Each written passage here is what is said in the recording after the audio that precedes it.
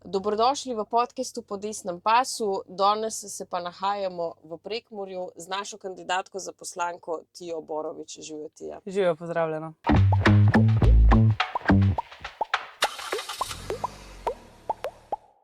Zdaj konkretno, zdaj smo na Goričkama, ne? Tukaj ti kandidiraš. Pa obiskali smo že kar nekaj terena danes, ne? Pa če mogoče poveš za začetek, s čim se ti ukvarjaš, vem, da še študiraš, ne? Da te ljudje malo spoznajo. Ja, tako je, še študiram in sicer politologijo. Zdaj sem na magistrskem programu, tako da moram še samo magistrsko napisati, pa bo to. Drugače pa sem stara 24 let, živim v Murski Soboti. Prihajam z velike družine, imam še 2 mlajša brata, pa 1 mlajšo sestro, tako da je vedno pestro pri nas doma. Pa že na splošno naša družina je taka, delo je vedno bilo neka vrednota, ne. Smo imeli tudi za vikende, smo mogli pomagati doma, pa pri babici, pa pri sorodnikih in ja, sem nekako rasla z tem prepričanjem, da pač, če delaš in če si priden, si potem tudi za to ustrezno nagrajen, čeprav danes se to niti ne prevede tako v novo družbo.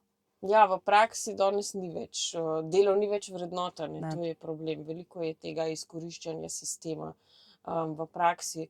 Zdaj, ti si tudi se šele pred nedolgo nazaj si se včlanila v stranko, ne, če se ne motim, lansko leto, ne? Ja, tako je, ja. In kaj te je pripeljalo do tega, da si šla v politiko?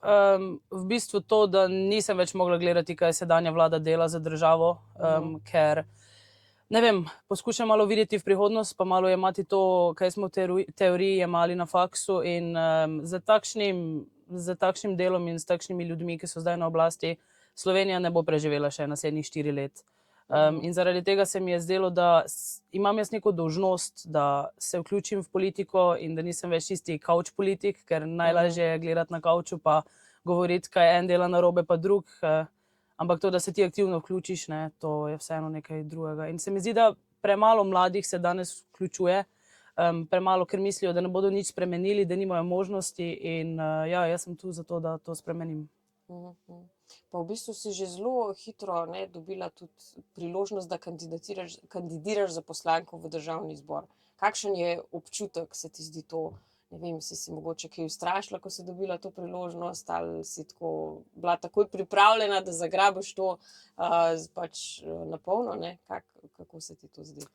Jaz v bistvu na to gledam po eni strani kot na veliko čast, po drugi strani pa tudi kot neko dolžnost in poslanstvo, ker je res, da sem bila na to pozicijo v bistvu hipno pozvana oziroma izbrana, ampak sem se tega lotila kot vseh drugih stvari v življenju, z glavo naprej pa čim bolj uspešno in v bistvu neke strahove, katere imam, jih sproti rešujem, s tem, ko spoznavam sistem, stranko, ljudi, vse. Tako da bi rekla, da sem se kar dobro znašla, kljub svoji za zdaj še neizkušenosti. Ja, se mi zdi, da v življenju je največkrat tako, da te morajo vršiti v vodo in potem nekako... Plavaš. Ja, Ja. zdaj pa splavaj, ne. Ja. Takrat se največ naučiš v bistvu, ne, tudi v praksi. Pa zdaj glede na to, da hodiš na politologijo, ne, to je FDV, Fakulteta za družbene vede, ki velja za zelo levo usmerjeno fakulteto v naši državi. Zdaj, kakšna je kaj klima tam? V bistvu sem se jaz kot nek simpatizer za stranko spogledovala že 4 leta nazaj. Takrat sem bila sicer še na dodiplomskem programu in sem se potem v zadnjem trenutku, ko so bile vprašanje lokalnih volitev, nekako umaknila. Ravno zaradi tega straha. Oziroma malo straha pred tem, da bi bila, ne pravim, da bi me zdaj glih tam linčali pa vse to, ampak že zaradi vse te klime, vsi sošolci, vse teme, tudi potem profesorji tako malo podzavestno oziroma pač tako med vrsticami nakazujejo na neka ta svoja levo usmerjena nagnjenja in težišča. In me je bilo strah malo se izpostavljati na tak način. Zdaj pa, ko sem že na koncu tega programa in sem že malo ven izpeta iz tega okolja, se mi je pa zdelo, da zdaj pa je čas za to. Se pravi, si na nek način ožigosan, če simpatiziraš z desnimi strankami. Definitivno. Čeprav obstajajo tudi profesorji, ki so potem bolj desno usmerjeni, ampak se mi ne zdi ravno, da bi bili v nekom večjem številu, plus tudi oni vejo, kje so oni zaposleni, zato potem tudi oni niso tako vokalni pri izražanju svojih desnih prepričanj. Ampak to je zanimivo, zakaj je, mislim, taka premoč, ne, na drugi strani njim je dovoljeno, da se normalno izražajo, so glasni, medtem ko mi moramo pa včasih kar malo skloniti glave. Zdaj sicer vse manj, ampak taka je klima, ne? Zakaj je to? Ja, težko rečem, zakaj bi to bilo. Mislim, svetovni mediji oziroma državni mediji, to je itak vse skupaj na čisto levem polu, ne. Tako da avtomatsko, ne vem, ni neke te odprte razprave in svobode govora, katero oni tako veselo zagovarjajo, zato ker po mojem mnenju je tu svoboda govora, dokler govoriš isto kot oni, ne.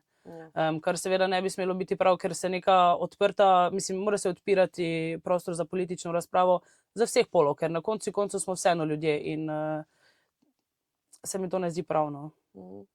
Zdaj, ko smo ravno pri svobodi govora, ne, zdaj v tem času se mi zdi, smo v res takem zelo prelomnem času, ne, seveda smo pred volitvami, pa vendarle.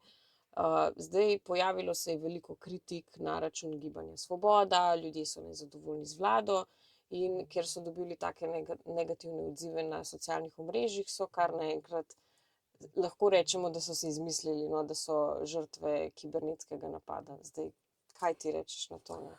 Mislim, že to samo klicanje te zadeve oziroma situacije, kibernetski napad, se mi ne zdi sploh smiselno, ker napadali so jih s čim? S tem, da so dobili povečano število followerjev, ki jih ne morejo pojasniti. Mislim, to je direktno kupovanje sledilcev in ustvarjanje nekega mnenja.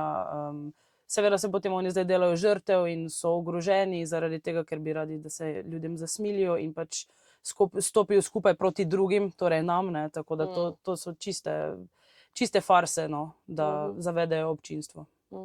Pa misliš, da se nam obetajo še kakšni taki zelo močni udarci pod pasom pred volitvami, ker so tudi sami končno je zasedal Svet za nacionalno varnost in so celo sami rekli, da naj bi bile celo volitve ogrožene s kibernetskim napadom. Čeprav mi imamo recimo fizične volitve, ne vem, kako bi to, Ja. Udarci pod pasom definitivno bodo.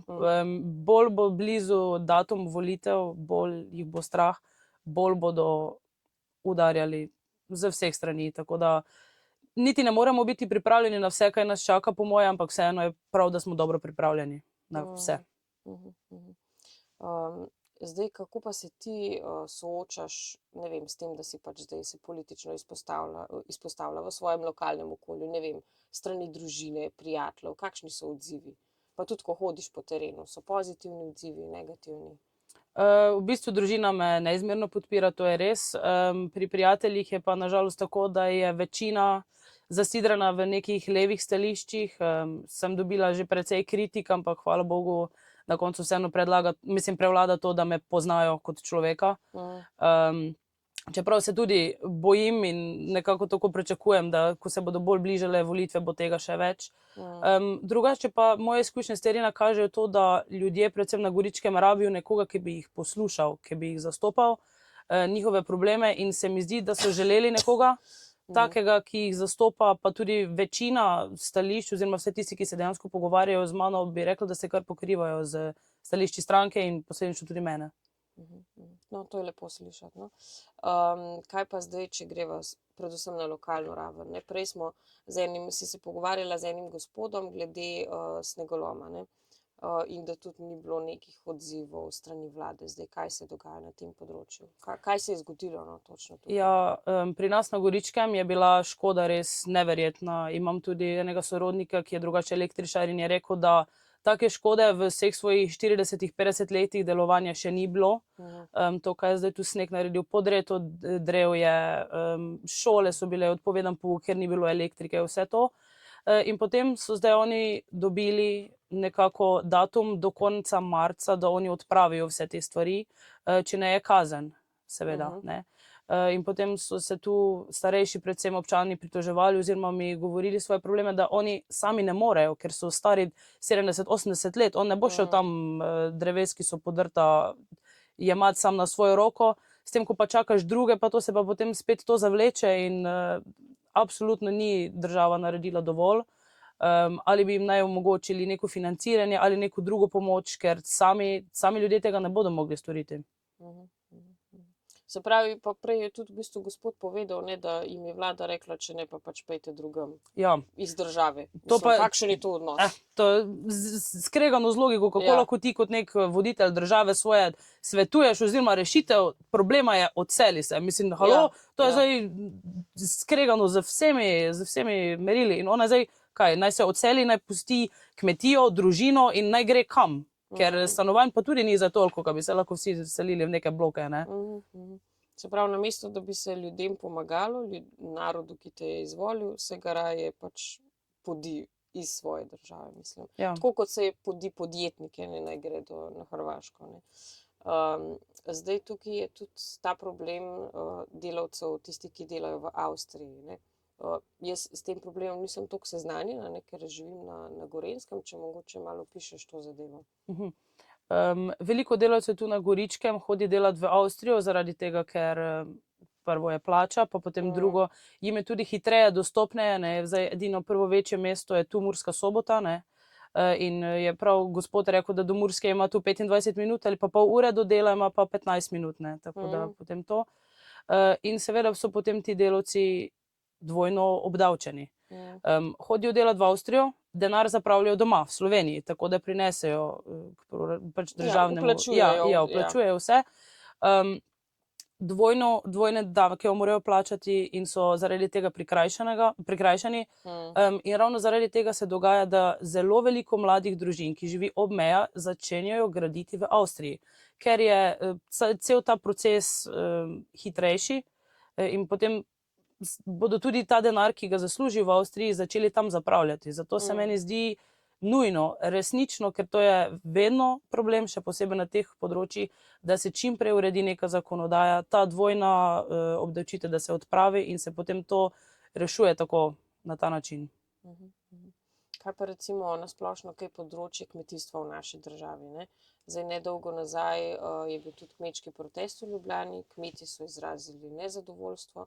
Imamo tudi kmetijsko ministrico, ki podpira sporazum Mercosur, ki je škodljiv za kmeta, ne? Ker s tem dobimo pač izdelke nižje kakovosti po nižjih cenah na naše trge, ne? Zdaj, kako to komentiraš? Jaz mislim, da se je kmet začel obravnavati kot nek strošek, namesto da bi ga obravnavali kot nek steber slovenske prehrambene varnosti, ker je to spet skregano z vso logiko uvažanja in neko cenovne ugodnosti za neko blago, ki sploh ni iz Slovenije, ni narejeno za slovenskimi rokami na slovenski zemlji, ceneje, večje olajšave za to, da se bo to uvažalo v Sloveniji, pa kmeti ne morejo prodati krompirja, ker ga imajo enostavno preveč in nimajo ponudnikov. Mislim, to je čista katastrofa. Kako pa dejansko, ne, zdaj imamo tudi problem, ker je vse manj mladih se zanima za to, da bi se ukvarjali s kmetijstvom. Zdaj, kako spodbuditi mlade prevzemnike kmetij? Ja, naša stranka ima v bistvu zelo dobre iztočnice za to, ker želijo pomagati mladim, ker na večini teh kmetij delajo že starejši gospodje in gospe, pač starejši kmeti in bi oni radi predali to svojim mlajšim ali pa jih nekako vpeljali v to, ampak nažalost je sistem tak, da se ti v teoriji, če pogledaš, ne splača.